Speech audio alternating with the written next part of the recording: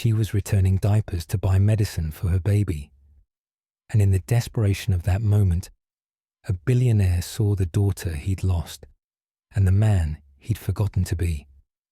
Hey, my wonderful family and friends, I'm so excited to share today's story with you, and I'm thrilled to have you along for the ride. Your support means the world, and I can't wait to keep bringing you more amazing stories. If you're ready to dive in, make sure to hit that subscribe button and drop a comment letting me know where you're watching from. I love connecting with all of you. And don't forget, tomorrow I'll have another story that's just as captivating, so stay tuned. You won't want to miss it.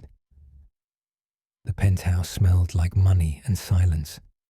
Julian Hart stood at the floor-to-ceiling window, 43 stories above the city, his coffee cooling in his hand. The skyline glittered with beauty that had stopped meaning anything. He didn't see it anymore, didn't see much of anything, just the endless grey thread of days stitching themselves into years. Behind him, the apartment sprawled in minimalist perfection. White marble, black leather, sharp edges, everything in its place because chaos was unacceptable, and feeling was chaos. His gaze snagged, as it did every morning, on the door at the end of the hallway. Closed, locked, untouched. 5 years now. Julian's jaw tightened. Tuesday, board meeting at 9. His assistant had packed his calendar so full there'd be no gaps for thinking. Exactly how he wanted it. He grabbed his coat and left. Across the city, Nina Reyes pressed her lips to her daughter's forehead for the 3rd time in an hour. Still warm, too warm. "Mama's gonna fix it, baby," she whispered, brushing damp curls from Lily's flushed cheeks. Nina straightened slowly, her back aching from the double shift at the diner and the overnight stocking job. She was 28, but felt 50. The apartment was barely more than a studio, walls thin enough to hear the neighbors arguing, radiator clanking. But it was theirs, barely. She moved to the kitchen counter, where she'd laid out everything. Lily's insurance card, her debit card, probably $17 left, a crumpled 20 from last winter's coat, and the receipt from when she'd bought diapers on sale. Unopened. She'd been saving them for next week. Nina's hands trembled as she scooped the diaper package into a bag. The math was simple, brutal. Return the diapers, buy the fever medicine.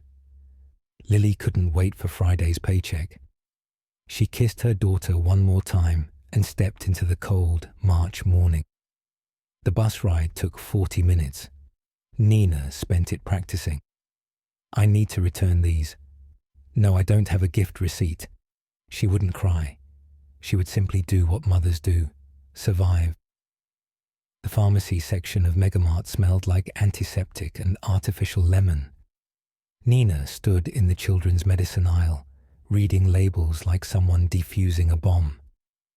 Generic, $8.99. Name brand, $14.49. Her fingers hovered between them, calculating. "Next in line, please."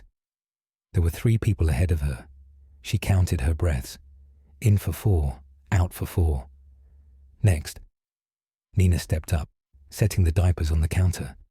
The cashier, a teenager with green streaks in her hair, didn't look up. "Returns are at customer service," she said flatly. "I know, but I need to return these and use the credit to buy this." Nina placed the medicine beside the diapers. "Right now, please. It's for my daughter." The cashier sighed. "Fine. Let me get a supervisor." Nina felt the line behind her shift. Impatient energy, muttered complaints. Her cheeks burned. A man's voice behind her, low. "Take your time." The supervisor arrived, scanned the diapers, typed slowly. "Store credit only. $11.37. "Thank you," Nina's voice cracked. The cashier rang up the medicine. $8.99. Nina held out the store credit card. Her hand was shaking. The register beeped. Insufficient funds. You're short 42 cents. The words landed like a slap.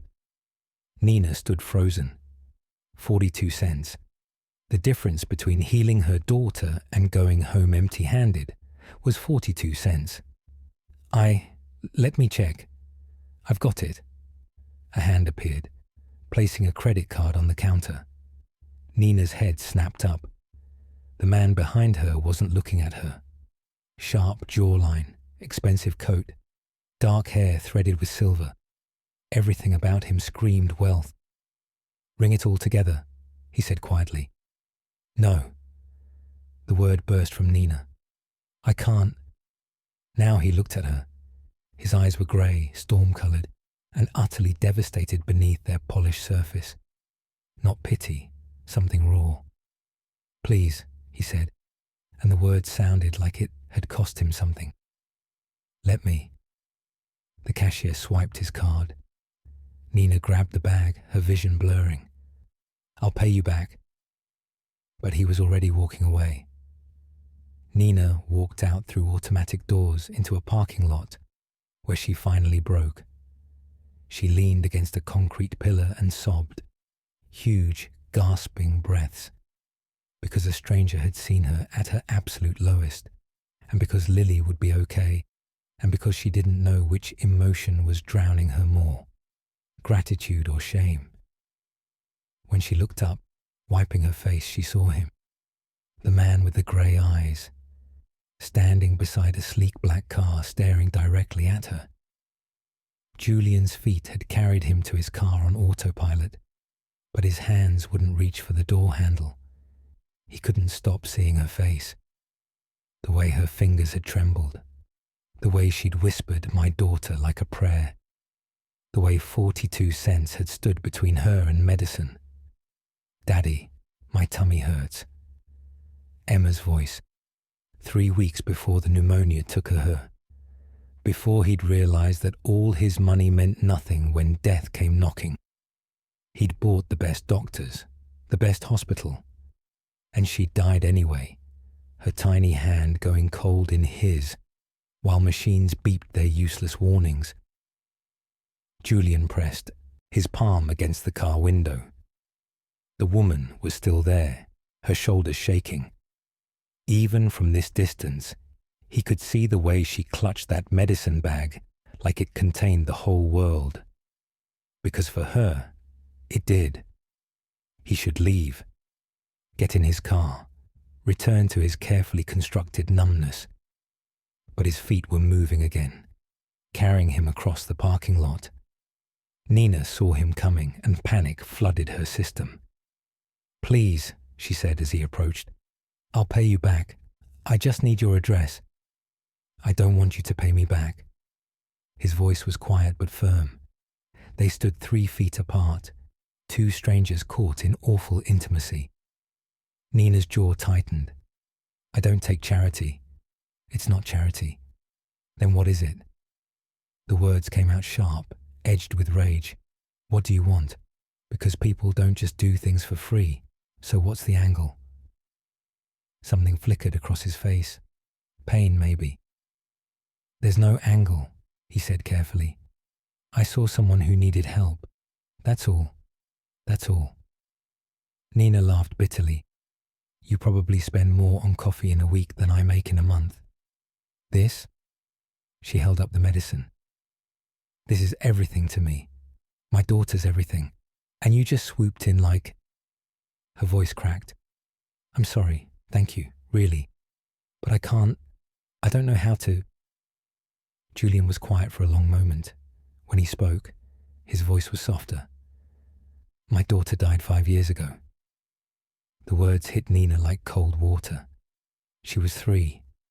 Pneumonia turned into sepsis. I had all the money in the world and I couldn't save her. Nina's anger drained away. I'm not trying to save you, he continued, or rescue you. I just saw you in there, and I saw someone fighting like hell for their kid, and I thought maybe I could do one small thing that actually mattered. Silence stretched between them. I'm sorry, Nina said finally. About your daughter. Nina. She blinked. How do you know? Your credit card. I saw your name. Of course, nothing was private when you were poor. She should leave. Thank him, get on the bus, forget this happened. But she didn't move, and neither did he. I'm Julian, he said, extending his hand. Nina looked at his hand, clean, unmarked. Then at her own, rough, calloused, nails bitten short. She shook his hand anyway. Thank you, she said quietly. For the medicine, for saying something kind. Julian nodded. He started to turn away, then stopped. If you ever need help, real help, no strings, I run a foundation. We help families. He pulled out a business card. Nina stared at it. I'm not a charity case. I know, Julian said simply, but neither was I when someone helped me once. She took the card. Julian Hart, Hart Foundation. I have to go, he said. Board meeting.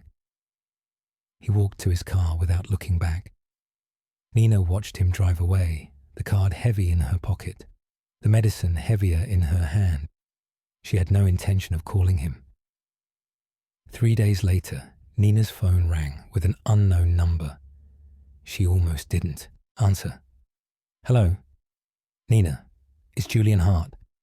Her heart did something complicated. Hi, how did you? You left your number with my driver. I hope that's okay. It's fine. Is everything all right? Yes, I wanted to thank you. Thank me? For what? For what you said about opening doors. Nina frowned. I didn't say anything about, not out loud, but you made me think. About the locked room in my apartment, my daughter's nursery. I haven't opened it in 5 years. He exhaled shakily. I opened it yesterday. How was it? Terrible. Beautiful. Necessary. He paused. I sat in there for 4 hours. Just sat with everything I'd been avoiding. And you were right. Keeping it locked was hurting more than opening it ever could. Nina felt tears prick her eyes. I'm glad. I have a proposition for you, a real one. Julian, hear me out. The Hart Foundation helps single-parent families, but I realized something after meeting you. I've been treating charity like a transaction, never actually seeing the people we help. He paused. I'd like to hire you as a family advocate. You'd help vet applications, connect with families, make sure we're meeting real needs.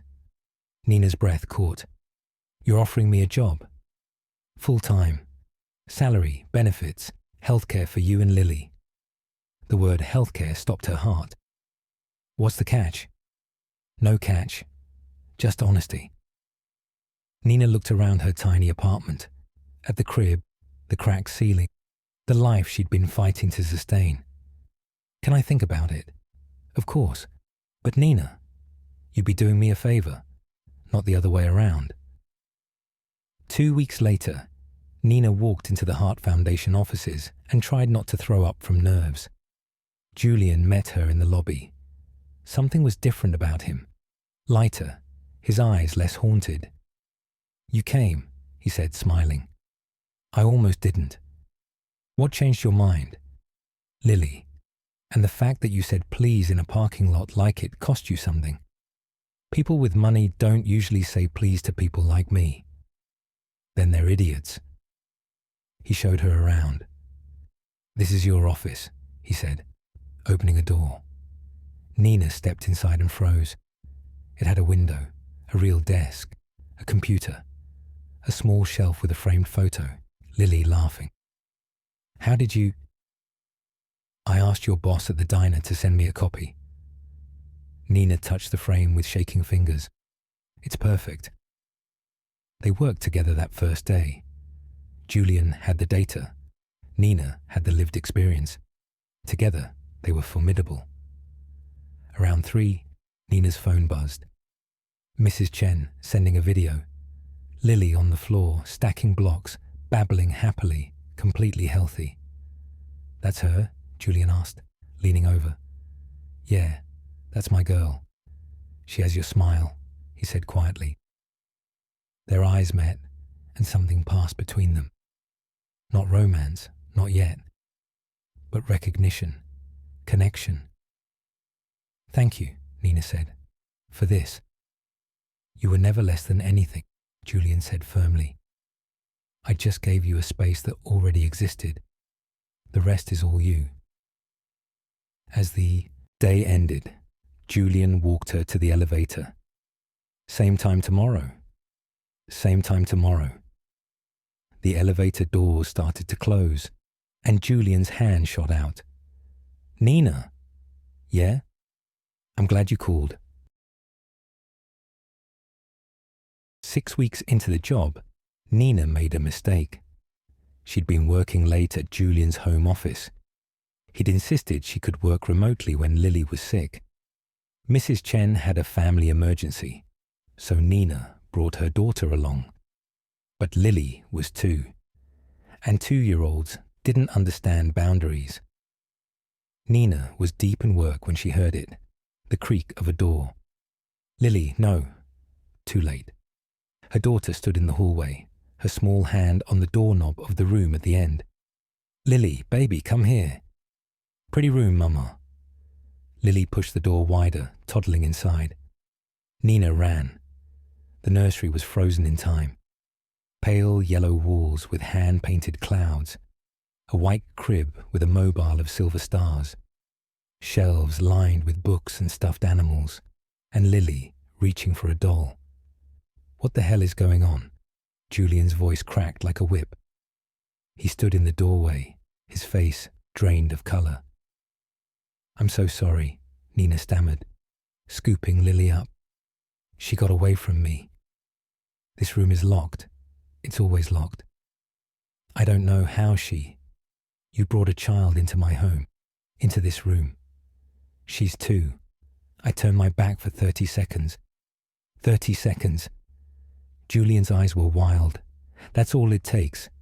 30 seconds and your daughter touches things that aren't hers, invades spaces that should be sacred. She's a baby. Exactly. She doesn't understand that this room is all I have left. Lily started crying, and something in Nina snapped. You think you're the only one who's lost something. I've lost everything too. But I don't get to lock a door and hide because I have a daughter who needs me every single day. Get out. The words were ice. Julian. Get out of this room, of my house, of my foundation. Nina felt slapped. You're firing me because my daughter opened a door. I'm firing you because you don't respect boundaries. His eyes were dead. I should never have hired you. This was a mistake. A mistake. Nina's voice went flat. Because poor people always are, right? We're fine when you can write checks, but the second we're actually real. Don't make this about class when it's about respect. It's about grief. It's about you punishing everyone because you can't forgive yourself. Julian's face went blank. Leave, he whispered. Now. Nina grabbed her bag, holding Lily close. When she looked at him, she saw a man so broken he didn't know how to heal. I'm sorry about Emma, she said quietly, and your wife. But pushing away everyone who tries to reach you isn't protecting their memory. It's dishonoring it. She walked out. In the hallway, Nina slid down the wall, Lily crying in her arms. Shh, baby, Mama's got you. But Mama didn't have anything anymore. Inside, Julian stood alone in the nursery. On the floor lay a small purple crayon. He picked it up with trembling fingers. Oh God, he whispered. What have I done? Julian didn't sleep that night. He sat in the nursery until dawn, the purple crayon in his hand. He'd replayed it 1,000 times. Nina's face, Lily's tears, the way Nina had looked at him, not with anger, but with pity. Around 5 a.m. he finally stood and walked through his apartment. It was a mausoleum, beautiful, expensive, empty. This was what he'd chosen. And yesterday, When something real and alive had entered his space, he destroyed it. His assistant called. "Mr. Hart, the board meeting." "Cancel everything," Julian said. "The whole week." Nina woke to Lily's fingers patting her face. "Mama sad?" "No, baby. Mama's okay." But she wasn't. Her savings would last maybe 3 weeks. Then what? Her phone buzzed. A text from a number she recognized. "I know you don't want to hear from me, but there's something in the foundation office addressed to you. The front desk has it. You don't have to see me." It was from Julian Hart. Nina stared at the message for a long moment, then typed back, "When?" The response came immediately. "Anytime. I won't be there." 3 hours later, Nina stood in the foundation lobby, Lily on her hip. The receptionist handed her an envelope. Inside, a check, 3 months' salary, a handwritten note. "Nina, this isn't severance. It's acknowledgement that I failed you. You were right about everything. I've been dishonoring Emma's memory by locking her away, by treating grief like something to manage rather than feel. You came into my life like a storm. You forced me to feel again. And when vulnerability got messy, I punished you for my own inability to cope. I'm sorry. You don't owe me forgiveness. You don't owe me another chance. But I'm asking anyway. The job is yours if you want it. No conditions. If you never want to see me again, I understand. But meeting you changed something in me. You and Lily reminded me what I've been missing. Life. The choice is yours." "Julian, I opened every window in the nursery. Let light in for the first time in 5 years. It's a start." Nina stood in the lobby, tears streaming, while Lily tugged at her shirt. She pulled out her phone and typed, "I need to talk to you, face to face. Are you home?" The response came back almost instantly. "Yes." "Come on, baby," Nina whispered. "We're going to see a friend." Julian heard the elevator before the knock. He opened the door. Nina stood there, Lily on her hip. "Hi," Julian said. "Hi." Silence. "Can we come in? Please." They stood in the foyer, awkward. "I got your note," Nina said. "I meant every word." "I know." She set Lily down. "Go play, baby. Mama needs to talk." "He yelled," Lily said, small. Julian crashed down. "You're right," he said softly. "I did yell, and that was wrong. I scared you, and I'm very sorry." Lily peeked at him. "I was sad about something, and I forgot that being sad doesn't mean I get to be mean. Your mama taught me that. She's very smart." "Mama's the smartest," Lily agreed. "She is. The smartest and the bravest." Lily reached into her pocket and pulled out a crumpled drawing. She held it out. "For you, so you not sad." Julian took it with trembling hands. A crayon drawing, stick figures, a yellow sun, a flower, pure love. "Thank you," he whispered. "This is the most beautiful thing anyone's ever given me." Lily smiled, then wandered toward the windows. Julian stood, the drawing pressed to his chest. "That was good," Nina said. "I've had time to think, to realize what a jerk I was." "You were grieving." "Grief isn't an excuse for cruelty." "No, but it's a reason, and reasons matter." Julian ran a hand through his hair. "I don't know how to do this. Connection, vulnerability. I've been alone so long." "So learn," Nina said gently. "You're smart. You can learn. And if I mess up again, you will. That's what people do. We mess up and apologize and try harder." She stepped closer. "But you have to decide if you want to try. If you want to step out of that mausoleum and risk actually living." "I want to try," he said immediately. "God, Nina, I want to try." "Then try." Julian was quiet. "Will you come with me? There's something I want to show you." He led them to the door at the end, the nursery. But it was different now. Curtains open. sunlight streaming, fresh air, and on the rocking chair, a cardboard box partially packed. "I'm not erasing her," Julian said. "I'm just making room for the possibility of joy again." Nina took his hand. "Emma would want you to be happy," she said softly. "I know." Tears streaked his face. "I finally know." Lily toddled over. "Why everybody crying?" Nina laughed through tears. "Sometimes people cry when they're happy, baby." "You happy, Mama?" Nina looked at Julian, at this broken man who'd seen her at her lowest and offered dignity, who'd shattered her hope and was now trying to rebuild it. "Yeah, baby, I think I am." Julian squeezed her hand. "The job is still yours. I want it. But Julian, I know, boundaries. We take this slowly, very slowly. I've got a daughter to think about. I know. And I'm not asking for anything except the chance to be in your life. Friend, colleague. I'll take whatever you're willing to give." Nina smiled. Small, tentative, real. "How about coffee? Tomorrow morning. You, me and Lily. Nothing fancy." "I'd like that. And Julian?" "Yeah?" "Thank you. For the windows. For trying. Thank you for coming back. For giving me another chance." Lily tugged on Nina's pants. "Mama, I'm hungry." Julian laughed, genuine. "I have no idea what I have. My kitchen is mostly decorative." "Then let's order pizza," Nina said. "My treat." "My treat. Equal exchange, remember?" "Pizza," Lily cheered. They ordered pizza. They sat on Julian's floor and made a mess. They talked about small things, favourite foods, Lily's obsession with puppies. As the sun set, Julian watched Nina help Lily wash her hands.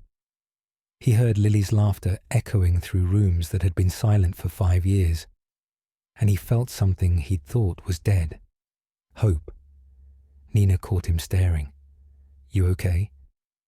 "Yeah," Julian said, and meant it. "Yeah, I think I finally am." She smiled, and in that smile, he saw possibility.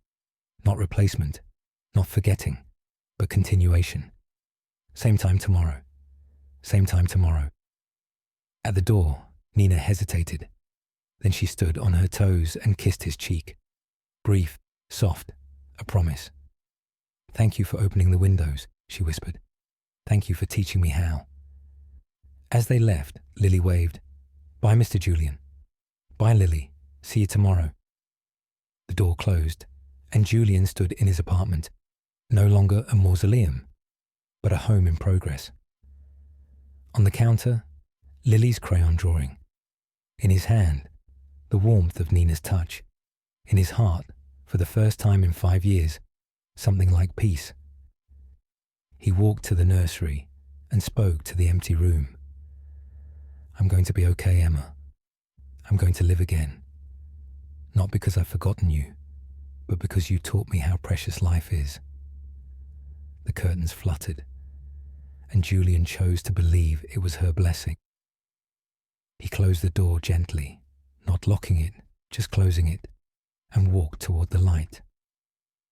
6 months later, the Heart Foundation hosted its annual gala. But this year was different. Instead of a ballroom filled with donors, Julian had transformed it. The offices were packed with the families they'd helped. Single mothers, struggling fathers, kids like Lily, running around with balloons and laughter. Nina stood beside him, wearing a dress she'd bought with her first real paycheck, watching the chaos with joy. "This is perfect," she said. "This is what it should have always been," Julian replied. "People, not transactions." Lily ran past, shrieking with delight. Julian's hand found Nina's, their fingers intertwining. 6 months of coffee dates, family dinners, slowly building something real. "Emma would have loved this," Julian said quietly. "She would have. And she'd be proud of you."